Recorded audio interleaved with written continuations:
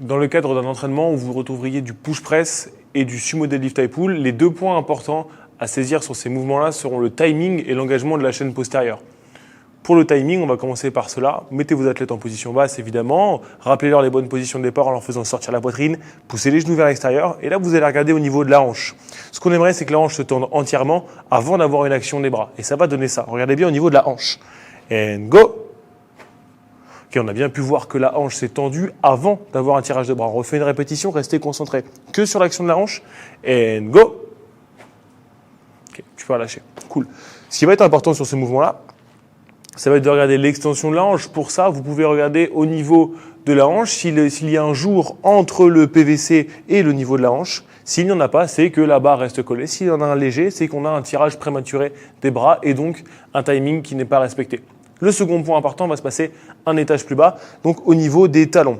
Là, on va regarder spécifiquement au niveau des talons si les talons restent au sol pendant tout le mouvement. Donc ça va donner ça. Rappelez les bonnes positions de départ à vos athlètes, faites-leur sortir la poitrine, poussez les genoux vers l'extérieur et regardez seulement les talons. Ça va donner ça. Et go!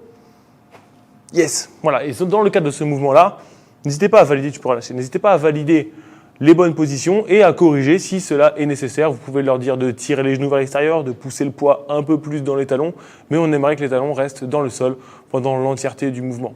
Ensuite, sur le push press, on garderait les mêmes points de focus, seulement on irait resserrer les pieds, garder les pieds sous les hanches, les mains à l'extérieur des épaules, avec un grip complet sur la barre et les coudes légèrement devant la barre. Ça va donner ça. Dans cette position de départ, ce qu'on aimerait, c'est que les jambes soient tendues, les coudes légèrement devant la barre. Mais là, on va regarder le timing. Donc, vous allez prendre un pas de recul et regarder la hanche et le niveau des épaules. On voudrait que les jambes se tendent avant que les épaules s'actionnent dans le mouvement. Ça va donner ça. Et go! Ok, on refait une répétition. Reset. And go!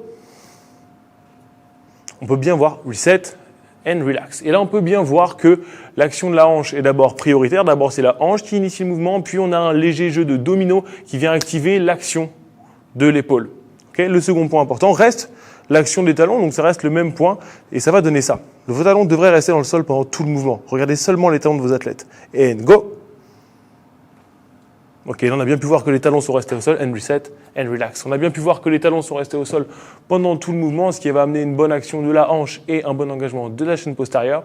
Si vous vous concentrez sur ces deux points-là d'enseignement du timing et de l'engagement de la chaîne postérieure, les mouvements n'en seront que meilleurs, surtout sur le sumo deadlift high pull et le push press comme on a pu le voir maintenant.